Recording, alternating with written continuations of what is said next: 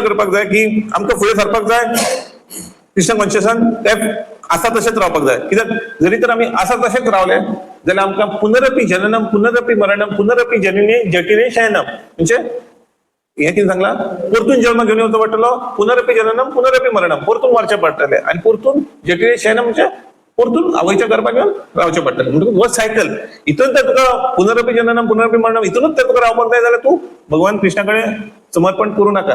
आनी जरी तर तुका मुक्ती जाय, हे सगळे सायकल आसा पळय पुनरपी जन्म परतून मृत्यू जन्म मृत्यू हे सायकलीन जर तुका तो भायर सरपाक जाय जाल्यार तुवें मुकुंदा कडेन समर्पण करता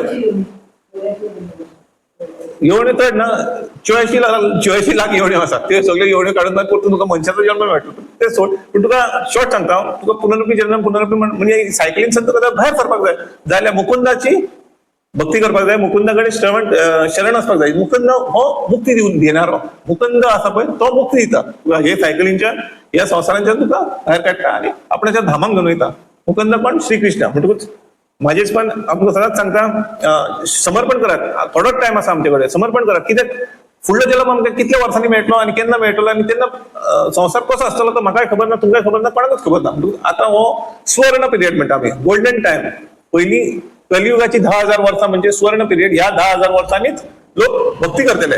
ह्या 10,000 वर्सांनी देवळां आसतली आणि ग्रंथ आसतले आणि भगवंताच्या नावाची कथा कीर्तन हे सगळे आसतले 10,000 वर्सां. आता फक्त 5,000 वर्सां जाल्या आणि 5,000 वर्सां आसतले, मागीर तेच्या उपरांत आमी काय आसचेना.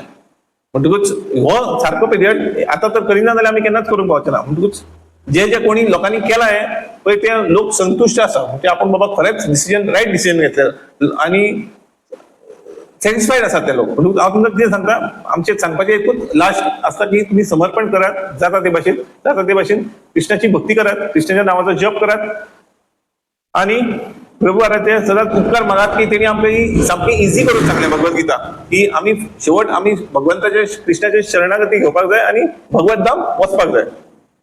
कारण